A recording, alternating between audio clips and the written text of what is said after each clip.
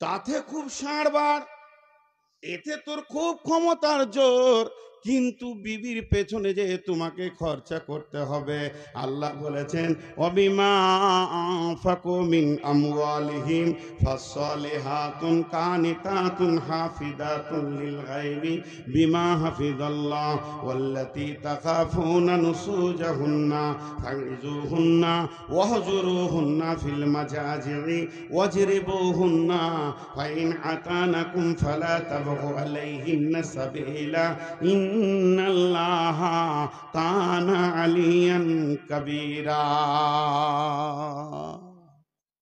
শেষ হয়ে গেছে জি। বিচার আছে, বিচার, ইনসাফ আছে। পৃথিবীতে ইনসাফ নাই। আমার এখানে যতটি খালা বসে আছেন, আমার বেটিটাকে বলছি না, যেগুলো আমার বয়সে আমার বোন, আমার থেকে ছোট ওইটি আমার বেটি, আমার থেকে একদিনের বড় ওইটি আমার খালা। খালাটিকে বলছি, যারা শাউরি হয়ে গেছেন, শাশুড়ি বেনে গেছেন, ওইগুলোকে বলছি বৌমাকে কষ্ট দিয়েন না, অত্যাচার করিয়েন না, কারণ আপনার বেটিও কারো বউ হবে। ইনসাফ নাই। একটা উদাহরণ দিলে বুঝতে পারবেন। উদাহরণ কি? ভাই বোন একই ভোজে বিয়ে হয়েছে, কথাটা বুঝাতে পারলাম? ও বেচারার মেয়েটাও বড় হয়ে গেছে, ছেলেটাও বড় হয়ে গেছে, তো দেখছে খরচা একবারই করব, তো একটা বহু দেখেছে, একটা ছেলে দেখেছে, জামাই দেখে একই ভোজে দুটো বিয়ে দিয়ে দিলে, বিয়ে হয়ে গেল। বেটির বিনিময়ে একটা জামাই পেল বাড়িতে, বেটার বিনিময়ে একটা বৌমা পেল বাড়িতে। খুব ধ্যান দিয়ে শুনবেন, শাউরিরা শুনবেন। খালা আপনারা আমার বয়সে বড়, আপনাদের পা গুলো ধরে বলছি, লজ্জা করিয়ে নামে আপনার পেটের বেটা, এটা মনে করি শুনেন। তো দুইটা ঘরে দুটা জিনিস আসলো, একটা বৌমা আসলো আর একটা জামাই আসলো। এবার বলেন, ওই জামাইটার যে আনন্দ লুকিয়ে আছে তোর বেটির কাছে, তেমনি তোর বৌমার কাছে তোর বেটার আনন্দ লুকিয়ে আছে। এটা কম করা যাবে? যাবে না। এখন হয়েছে কি, ওর বেটি বাড়িতেই আছে, এখানে ঝুনঝুনিতেই আছে। বিয়ে দিয়েছে কোথা? ওই সুজাপুর। জামাই ইয়ং ছেলে মানুষ, হঠাৎ শ্বশুর বাড়ি চলে এলো। বিবি আছে তো আসবে না, ঘন ঘন আসবে, চলে এলো হঠাৎ। একদম এসে টোটোতে নামছে, আর তখনই কারেন্ট চলে গেছে। কারেন্ট চলে গেছে, তো ঘরে বসতে দিয়েছে। তো শাওরি জিজ্ঞেস করছে, বাবা কেমন আছো, তোমার আব্বা মা কেমন আছে? ভালো আছে, সব জিজ্ঞেস হয়ে গেল।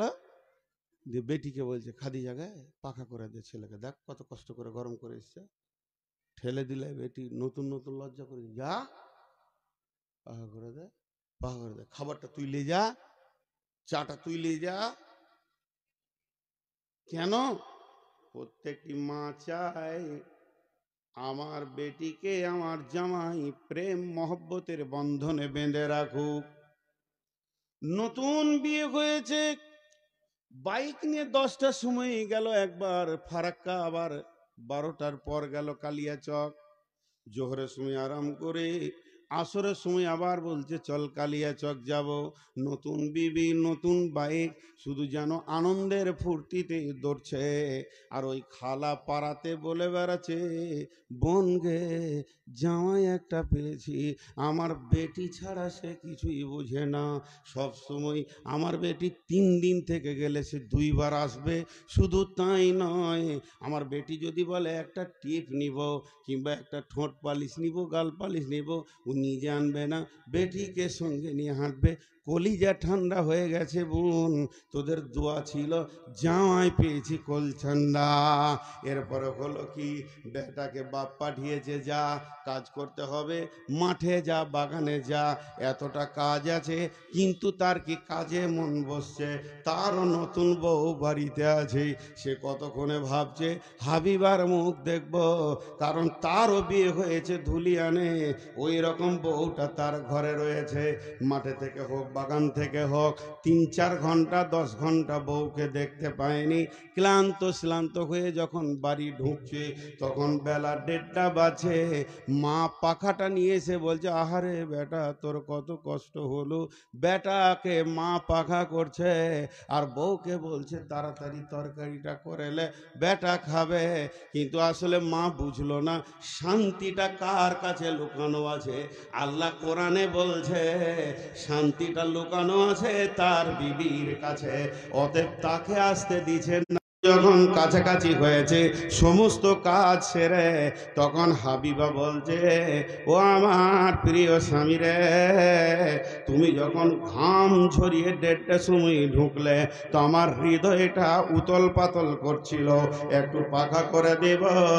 শুধু তোমার মায়ের ভয়ে আমি আসতে পারিনি। তখন সে বিবিকে স্বামী উত্তরে বলছে, রে বেগম রে, ধৈর্য ধর, এই ফ্যামিলিতে আর থাকবো না, আমার মায়ের ইনসাফ শেষ হয়ে গেছে, বেটির দিকে এত আনন্দ। এরপরে ওই বৌমাটা বলছে স্বামীকে, চলো না একবার ঘুরে আসি কালিয়াচক থেকে। শুধু একবার গাড়ি নিয়ে বেরিয়ে গেছে, সন্ধ্যার সময় ঢুকেছে। আমার খালামা পাড়াতে বলে বেড়াবে, বহু একটা পেয়েছি কলিজা জ্বলিয়ে দিলে, খালি বেটাকে নিয়ে মার্কেটে দৌড়ছে। এর আদালতে ন্যায় বিচার নাই, এর জন্য প্রত্যেকটি ফ্যামিলিতে অশান্তির আগুন দাও দাও করে জ্বলছে। বাপ মাকে দেখতে চাইছে না ছেলেরা, কেন?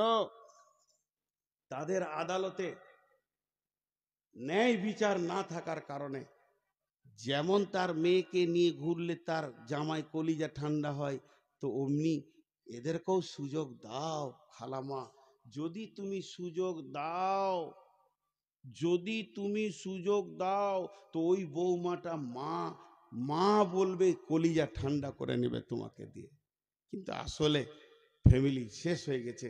এবার লসটা বলে দিয়ে আমি ওই আয়াতটার দিকে চলে যাব। টোটাল লস কি হচ্ছে এখানে, আপনারা যদি একবার মুখ খুলেন, হাত দুটো ধরে বলছি, তো আমি আনন্দিত হব।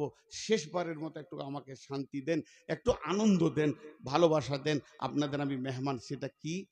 প্রত্যেকটি পাড়াতে গ্রামে আজকে ভালো ছেলে পাওয়া যাচ্ছে না। তার মেন কারণ হচ্ছে, আপনি যে জমি থেকে ফসল নেবেন, নিয়ত করেছেন একটা 4 বিঘা আছে, এটাতে আমি আলু নিব, এটাতে আমি গম নিব, এটাতে আমি পেঁয়াজ নিব, এটাতে আমি কফি নিব, এটাতে আমি টমেটো নিব, এটা আমি পাতকপি নিব। যখন আপনি দামি দামি ফসলের চিন্তা করবেন, তখন সেই জমিটার প্রতি যত্নবান হতে হবে। তাকে সার, রাসায়নিক সার, চাষ, নিরান, দুবড়ি মারা, সমস্ত রকম চিন্তা আপনাকে রাখতে হবে। আর ওকে সুন্দর করে মাটিগুলোকে ফুলিয়ে রাখতে হবে। আপনি যা চাইবেন তাই পাবেন। যদি আপনি মনে করেন যে আমি একটা বৌমা নিয়ে এসেছি, আমার ফ্যামিলিতে মৌলানা নিব, মুফতি নিব, মহাদ্দিস নিব, মাদানি নিব, আপনি কিনা সাইকুল হাদিস নিব, ডাক্তার নিব, মাস্টার নিব, তাহলে বৌমাকে কষ্ট দিয়েন না। ওর মানসিকতার কষ্ট যদি হয়, ওর পেট থেকে ভালো ছেলে হওয়ার আশা ছেড়ে দেন। ওর পেট থেকে ভালো আশা পর ছেলে, রাসূলুল্লাহ সাল্লামের ফায়সালা দিয়ে দিয়েছে, মা যদি বেঈমান হয় তো ছেলে বেঈমান হয়ে যাবে। ইফেক্ট এত বেশি পড়বে। হ্যাঁ ভাই, আজকে আমি একটা আমার ছেলের জন্য বৌমা নিয়ে আসছি। প্রথম দিন সে মেয়ে, বেটি ছেলে, বিয়ে পড়িয়ে দিলে নাম হয়ে যাবে বৌমা, আর একটা যখন পেটে চলে আসবে নাম হয়ে যাবে মা। উতেই ফ্যামিলির মা, আমার ফ্যামিলির বংশেরও মা। তাহলে মাটাকে যদি কষ্ট দেওয়া হয়, ভালো সন্তান ওই মেয়েটার পেট থেকে হবে না। কারণ ওর টেনশন, নন্দকে নিয়ে টেনশন, শাশুড়ি নিয়ে টেনশন, আর ঝগড়া আর ঝামেলা আর মাল্লিয়ায়, যদি ওর সবসময় ভিতরটা পিরান হয়, আর তার কাছ থেকে আপনি সুস্থ ভালো মিজাজি ছেলে পাবেন না। ওই ছেলে একটু বড় হলেই লাঠি নিয়ে দাদিকে খুঁজে বেড়াবে। কেন? ভাত দিবার বলবে চোখের পানিতে, তো দাদি খুব কষ্ট দিয়েছে রে বেটা। বুড়ি, বুড়া, লাঠিলে খুঁজে বেড়াবে। আজকে এই জন্যে প্রতিটি ফ্যামিলিতে শান্তি নেই। চলেন, মাল খরচা করবে কে? ওয়াবিমা আনফাকু মিন আমওয়ালিহিম। হে পৃথিবীর পুরুষ, ইনকাম করো, বিবির পেছনে মাল খরচা করো, বিবির মালের আশা করিও না। যারা শ্বশুরের মালের বিবির মালের আশা করে তাদের মতো দ্রোহ ভিখিরি পৃথিবীর বুকে কেউ নাই। আল্লাহর নবী বলছেন, মেয়েটা যখন তুমি আনবে তো মহারানা আদায় করো। আর আল্লাহ বলছেন ওই মেয়েটার পেছনে সারা জীবন তুমি চিকিৎসা, খাওয়া, কাপড়, মন্য, বস্ত্র, চিকিৎসার পেছনে তুমি খরচা করো। তাহলে একদিকে নবীজি বললেন তুমি মহারানা দিয়ে মালটা আনো, আর একদিকে বললেন আল্লাহ যে তার পেছনে খরচা করো। তাহলে দুইজন মহান ব্যক্তি, একজন মাবুদ আর একজন ব্যক্তি, একজন মহান ব্যক্তি আর একজন মাবুদ, যিনি ওয়াহদাহু লা শারীক, আমাদেরকে পজিশন দিলে যে বউ আনার সময় দুইটি কাজ তুমি চিন্তা করো। আমাদের চিন্তাটা উল্টা, আমরা টাকা লিব, বলিব। আল্লাহ বলছে চল ঘরের ভিতরে অশান্তি ভরে দিব। জি ভাই, সিলিং ফ্যান দেখেছেন? সিলিং ফ্যান দেখে না এখানকার লোক। কি দুঃখের বিষয়, কত মাল নিয়ে বেরাবো ট্রাকে জালসা করতে গেলে, একবার হ্যাঁ না বলছে না রে ভাই। হ্যাঁ, একজন বলছে, এগুলো জালসার গল্প আর কি, যে এই খুঁটি থেকে এই পর্যন্ত দড়ি টেনে দাও তো, দড়ি টেনে দিয়েছে, যে বলছে যতটি বইয়ের কথা শুনে এই দিকে থাক, আর যে শুনে না সেই দিকে থাক। সবটি ওই দিকে চলে গেছে, বইয়ের কথা সবাই শুনে, একজন একা আছে। তোকে বলছে আই তোকে মুসাফা করি, তোকেই দেখে আমার কলিজে ঠান্ডা হলো। বাকি সব বইয়ের কথা শুনে বলছে হুজুর তা লয়, আমার খুব জ্বর, শরীর খারাপ। তা আপনি এসছেন যে নূর মোহাম্মদের জালসা শোনার জিদ ধরে নিলাম, ছাড়ে না বাড়িতে যে তোমার শরীর খারাপ, যেও না। তো বিবি শেষকালে বলে যেদিকে ভিড় হবে ওইদিকে যেও না। ও আবার এক নম্বর বউ মানলে ওলা, তাহলে সবটি জিরো হয়ে গেল রে। আর একজনের চোখ মুজে জালসা শুরু করেছে, এমনি করে খালি সুর চালিয়েছে, চোখ খুলে দেখছে কেউ নাই, খালি একজন দাঁড়িয়ে আছে। 200 শ্রোতা যত ছিল নারী পুরুষ সব ঘর চলে গেছে, ওর বায়ান খুলে চোখ খুলে দেখছে একজন আছে। বলছে তুই মনে হয় আমার জালসাটা বুঝেছিস, একবার মুসাফা করি। আর কেউ বুঝেনি, সব গাধাটি ঘর গেছে।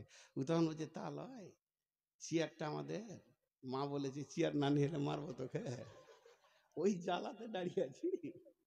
এ তো হতভাগার কপাল। তা আপনাদেরকে কি বিবিরা বাড়িতে বলেছে যে মুখ খুলবি না নূর মোহাম্মদের সামনে? মুখ যদি খুলিস তাহলে হলো, বলেছে কে? আরে হ্যাঁ না বলে না? তো বলে নাই তো মুখ খুলছেন না কেন? জি এতটি বেটা ছেলে বসে আছেন তো। জি, একজনের ঘরে সাপ ঢুকে গেছে, সাপ। তো লাফিয়ে খাটে উঠেছে, বলছে একটা বেটা ছেলে ডাক্তারে, সাপটা মারতে হবে। তোর বউ বলছে তুমি যে বেটা ছেলে, ও তাহলে লাঠি দে। ওর এতক্ষণে খেয়াল হলো যে ও বেটা ছেলে। জি ভাই, আর কত বলবো আপনারাকে, আমি ক্লান্ত হয়ে গেছি। 480 সুগার, আমার গাড়িতে রিপোর্ট ভরে নিয়ে বেড়াচ্ছি, কখন কি ঘটতে পারে। জি বাঁটিয়ে গেছে, পানি দিয়ে দিয়ে চালাচ্ছি, তা আপনারা মুখ খুলছেন না, একবার মুখ খুলবেন। আল্লাহ তাবারক ওয়া তাআলা বলছেন পুরুষ তুমি বিবির পেছনে খরচা করবে। তারপরে আবার মেয়েদেরকে বলছেন ফাসসালিহাতুন কানিতাতুন হাফিজাতুন লিল গায়বি বিমা হাফিজাল্লাহ। ও নারীকল মা আমার, বোন আমার, বেটি আমার, যদি কোনো বৌমা আমার এখানে রয়েছেন যারা আমার বৌমায়ের বয়সে বৌমা আর বেটি, এদেরকে বিশেষ করে আমি একটা ওসিয়ত করছি, যদি তোমরা মনে করো যে আমরা যে ফ্যামিলিতে থাকবো, যে এলাকায় জায়গায় থাকবো, যে বস্তিতে থাকবো, আমি ভালো বৌমা হব, আমাকে নিয়ে শ্বশুর শাশুড়ি স্বামী আনন্দ পাবে এবং আমার আল্লাহ আমার ওপরে খুশি হবে, আমার আল্লাহ খুশি হয়ে আমাকে জান্নাতের মেহমান বানাবে। তো আমার রব বলছে তোমার ভিতরে তিনটি গুণ নিয়ে এসো, ফাসলিহাতুন কানিতাতুন হাফিজাতুন লিল গায়বি বিমা হাফিজাল্লাহ। এক নম্বরে সলিহা হও, দুই নম্বরে কানিতা হও, আর তিন নম্বরে হাফেজা হয়ে যাও। যদি কোনো মেয়ের ভিতরে তিনটি গুণ থাকে রে বেটি আমার, ও আমার বৌমা, তা আল্লাহ তোমাকে দুনিয়া এবং আখেরাতে সুখী করবে। অতএব তিনখানা গুণ তোমরা কষ্ট করো নিজেদের মধ্যে নিয়ে এসো। সলেহা, সলেহার তফসির করতে গিয়ে বলেছেন সল্লাত খামসাহা সামাত সাহারাহা আহসানাত ফারজাহা আতাত বালাহা। এইটাকে নিয়ে যদি কথা বলি তো 2 ঘন্টা চলে যাবে। শর্টে বলছি, নামাজি হবে, রোজাদার হবে, পর্দার ভিতরে থাকবে এবং স্বামীর ইতাআত করনেওয়ালি হয়ে যাবে, তাকে সলেহা বলা যায়। জি, স্বামীর ইতাআত করনেওয়ালি হয়ে যাবে। আমাদের এই মালদা জেলায় সব থেকে দামি বক্তা কে জানেন? বদরুদ্দোজা নদভী।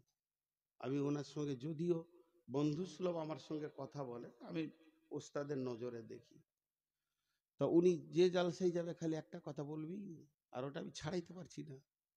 কি বলে বলেনি? হ্যাঁ, অবলা সরলা কমলা মা বোনেরা, অবলা, ওদের যা চোপার জোর আছে পৃথিবীর কারু আছে? ওরা অবলা বলছে।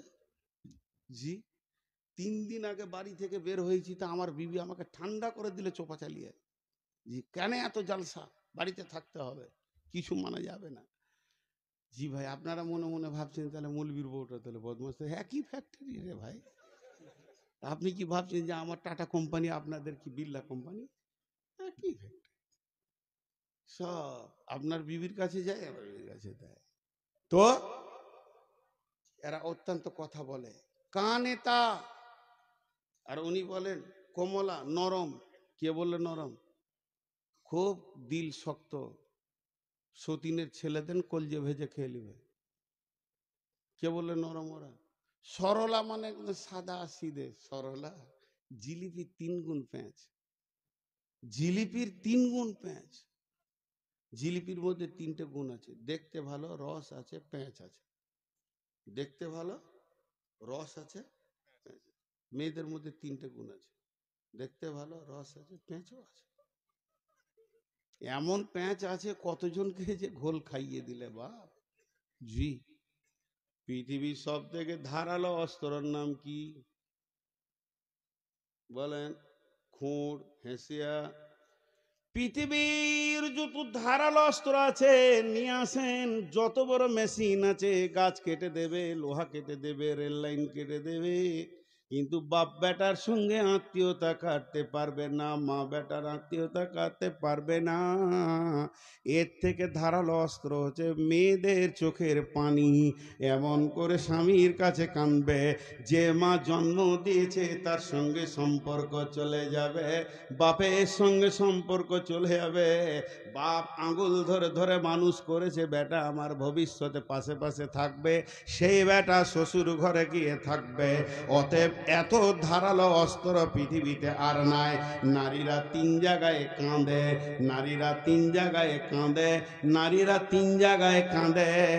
একটা হলো অস্ত্র বানানোর জন্য কাঁদে, এরা সুখেও কাঁদে, দুঃখেও কাঁদে। অতএব দুঃখে যদি বিবি কাঁদে, আপনি দুঃখের সঙ্গী হয়ে যান, আর যদি সুখে কাঁদে, তার সঙ্গে সুখের আনন্দে আপনিও আনন্দ করলেন বিবির সঙ্গে। কিন্তু বিবি যদি অস্ত্র বানানোর জন্যে, বাপ মায়ের সঙ্গে ছিন্ন করার জন্যে চোখের পানি ফেলে, তখন আপনি নিরেট পাথর হয়ে যান আর চুপচাপ বসে যান, তার সঙ্গে সঙ্গী হয়েন না। তার কারণ হচ্ছে পৃথিবীর বুকে সব থেকে ধারালো অস্ত্র হচ্ছে নারীর চোখের পানি, যেটা মায়ের সঙ্গে আত্মীয়তা, ভাইয়ে ভাইয়ে আত্মীয়তা সমস্তকে কেটে তছনছ করে দিতে পারে। এখন তো পা ভ্যানটা দুনিয়া থেকে চলে গেল। পা ভ্যান দেখেছেন? ভ্যান ভ্যান ভ্যান কোথায় জলসা করছি গো আজি? বুড়া গরু ঠেলে ঠেলে কি চাষ হয়? এটা বলবো, এরপরে একটা জিজ্ঞেস করব, যেমন সাউন্ড তেমনি বয়ান। সাউন্ড নাই, সালাম আলাইকুম। দোষ আমার নাই। মরা গরুর চিকিৎসা হয় না, মরা রুগীর চিকিৎসা হয় না, জীবিত রুগীর। তো ভ্যান, ভ্যান এমন একটা জিনিস, ভ্যানের সামনে চাকাটা ডান দিকে টাল থাকে। কেন টাল থাকে? টালটা যদি না থাকে তাহলে মানুষ মাল টানতে পারবে না। চাকাটা যদি সোজা করে দেয় বুকে চাপ লাগবে, আর টাল করে দিলে দুই পেশিতে লাগবে। এর জন্য বৈজ্ঞানিক প্রসেসে ওকে টাল করে দেওয়া হয়। ওই টালের কারণে সমস্ত 5 বস্তা 7 বস্তা চাউলকে একটা মানুষ টেনে নিয়ে যায়, তার বুকে লাগে না। যদি টাল না থাকতো তাহলে টানা বড় মুশকিল হয়ে যেত। অতএব টাল আছে তোরা লাভ আছে কি? যদি আপনি ভালো ড্রাইভার হন তাহলে 1 নম্বর আপনি চেপে আনন্দ পাবেন, 2 নম্বরে একটা জায়গা থেকে আর একটা জায়গা চলে যাবেন, 3 নম্বরে আপনার মালগুলি ভ্যান নিয়ে চলে যাবে। তো মেয়েরা হলো ওই রকম ভ্যানের মতো, ওদের টাল আছে। যদি আপনি ড্রাইভার ভালো হন তাহলে আপনার জীবনটা 25 বছর থেকে 75 বছরে চলে যাবে, গোটা সংসারটা টানবে, সঙ্গে নিয়েও আপনি আনন্দ পাবেন। তবে ড্রাইভার যদি ভালো না হয়, ভ্যানের রোগ আছে, ওটা পট করে বেঁকে যাবে, নয়নজুলিতে গিয়ে খালে পড়বে, আগে ড্রাইভার পড়বে তার উপরে মাল পড়বে। এটাই হলো ভ্যানের প্রসেস। তেমনি বন্ধুরে আমার, ঠিক মতো বিবিকে যদি চালাতে না পারো, নয়নজুলিতে পড়বে মানে বাপের বাড়ি ছেড়ে শ্বশুর বাড়িতে বাসা বাঁধবে, আর তোমার ঘাড়ে চেপেও নেতৃত্ব করবে, তোমাকে বাড়ির রাখাল বানাবে। অতএব এদেরকে চালাতে গেলে